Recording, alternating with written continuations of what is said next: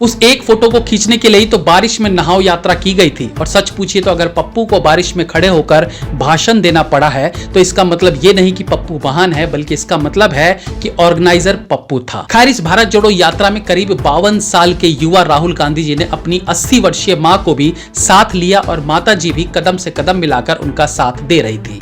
वो अलग बात है कि ईडी से पूछताछ के वक्त उनकी तबीयत थोड़ी नासाज होने लगती है। हालांकि सच बात तो यह है कि यदि बारिश में भीगने से प्रधानमंत्री बना जाता तो रवीना टंडन तो 27-28 साल पहले ही प्रधानमंत्री की कुर्सी संभाल चुकी होती।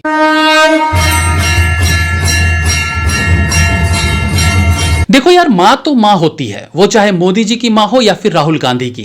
बेटे का मां के प्रति प्यार और मां का बेटे के लिए दुलार, ये कभी नकली नहीं होता। प्रॉब्लम है कुछ दोगले लोगों से, जिन्हें मोदी जी का अपनी मां के पास जाकर आशीर्वाद लेना नौटंकी लगता है, लेकिन राहुल गांधी का अपनी मां के साथ भारत जोड़ो यात्रा में चलना नन्नारे नारे नारे नारे नाच जैसा लगता है। समझ गए आप? मोदी जी की अपनी मां के साथ फोटो पर comedy sound oh no no no no वाला लगाकर उसे राजनीतिक स्टंट बताते हैं। No no no no. लेकिन राहुल गांधी का अपनी मां के हाथ को पकड़कर अपनी डूबती पार्टी को बचाने के अभियान के लिए लिए गए फोटो पर तेरी उंगली पकड़ के चला गाना लगाकर लोगों को इमोशनल करते हैं। बन के तेरा साया मैं तुझको थाम लूं। लेकिन इतनी महंगी टी शर्ट पहने राहुल गांधी ना खुद 100 रुपए की एक छतरी खरीद पाए और ना उनके कार्यकर्ता उन्हें छतरी देना चाहते थे। क्यों? उस एक फोटो को खींचने के लिए ही तो बारिश में नहाओ यात्रा की गई थी। और सच पूछिए तो अगर पप्पू को बारिश में खड़े होकर भाषण देना पड़ा है तो इसका मतलब यह नहीं कि पप्पू महान है, बल्कि इसका मतलब है कि ऑर्गेनाइजर पप्पू था। जो चंद लोग इस बारिश में राहुल जी का भाषण सुन रहे थे, उनकी स्थिति देखिए कि राहुल गांधी के एक फोटो सेशन के लिए उन्हें उस राहुल गांधी की बात सुननी पड़ रही है जिनका समाज में आज तक केवल इतना ही योगदान है कि वो खान फैमिली से गांधी फैमिली से है। आज राहुल गांधी जी सड़कों की खाक छानते फिर रहे हैं। क्यों? क्योंकि अब उनकी पार्टी का अस्तित्व खत्म होने की कगार पर है। दिमाग से वो जितना काम कर सकते थे वो कर चुके हैं। लीटर को किलो में और सोना निकालने की मशीन के बाद जब उनकी पार्टी नहीं बच पा रही है तो अब उन्होंने पार्टी को बचाने के लिए शारीरिक कार्य करना शुरू कर दिया है, जिसे आप ये भारत जोड़ो यात्रा भी कह सकते हैं। मैं बात कर रहा था इस भारत जोड़ो यात्रा में राहुल गांधी की वायरल की गई तस्वीरें। हालांकि इस यात्रा में उनका बोलबाला कम हो रहा है और बेइज्जती ज्यादा हो रही है। आटा 22 रुपए लीटर, आज 40 रुपए लीटर। अभी लीटर और किलो वाला भाषण खत्म नहीं हुआ था कि पौधे को पानी देने के लिए अगेन लीटर को किलो में तब्दील करते देखे गए राहुल गांधी जी। बन के तेरा साया। No no no no. खैर, इस भारत जोड़ो यात्रा में करीब 52 साल के युवा राहुल गांधी जी ने अपनी 80 वर्षीय मां को भी साथ लिया और माता जी भी कदम से कदम मिलाकर उनका साथ दे रही थी। वो अलग बात है कि ईडी से पूछताछ के वक्त उनकी तबीयत थोड़ी नासाज होने लगती है।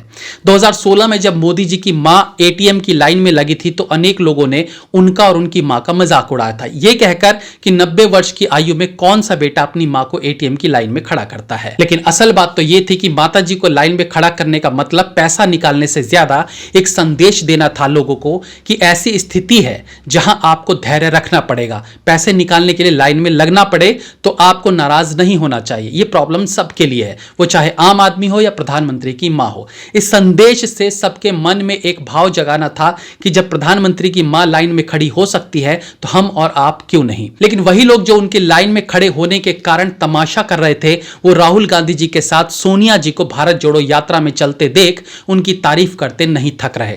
जबकि सोनिया गांधी जी का इस यात्रा में चलने का अपना भी स्वार्थ है। वो नहीं चलेंगी तो उनकी बिखरती पार्टी पूरी तरह से समाप्त हो जाएगी। कांग्रेस द्वारा इस तरह की रैली का मकसद केवल अपना उल्लू सीधा करना है, वरना भारत जोड़ो यात्रा का मतलब क्या है? भारत कोई टुकड़ों में तो बटा हुआ नहीं है। भारत भारत है, फिर उसे जोड़ने की कौन सी जरूरत आन पड़ी है? भारत देश के नाम पर ये अपनी बिखरी पार्टी समेटने में लगे हुए हैं। लेकिन चलो ठीक है, ये सब कुछ पॉलिटिक्स का एक पार्ट है। हर पॉलिटिकल पार्टी अपनी सोच अनुसार इस तरह के कार्यक्रम करते रहते हैं। इन दिनों राहुल गांधी की दोनों पिक्चर्स, एक टिप टिप बरसा पानी वाला और दूसरा तेरी उंगली पकड़ के चला, काफी चर्चा में है। हालांकि सच बात तो यह है कि यदि बारिश में भीगने से प्रधानमंत्री बना जाता तो रवीना टंडन तो 27-28 साल पहले ही प्रधानमंत्री की कुर्सी संभाल चुकी होती।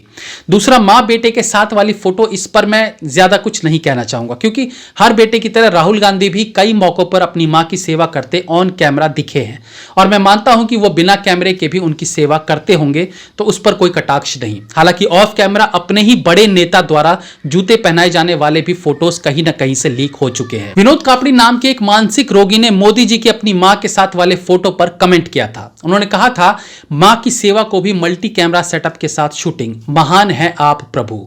सेम वैसी ही फोटो जिसमें राहुल गांधी अपनी माता जी के साथ हैं, उसमें यही विनोद कापड़ी ट्वीट करके कहते हैं, अभी जिंदा है मां मेरी, कुछ नहीं होगा, मैं घर से जब निकलता हूं दुआ भी साथ चलती है। इस फोटो को सभी लेफ्टिस्ट खूब वायरल करने में लगे हुए हैं। स्वाति चतुर्वेदी से लेकर रोहिणी सिंह और साइमा से लेकर विवेक गुप्ता, आदेश रावल, सब के सब इस एक फोटो के बलबूते सोच रहे हैं कि राहुल गांधी प्रधानमंत्री बन जाएंगे।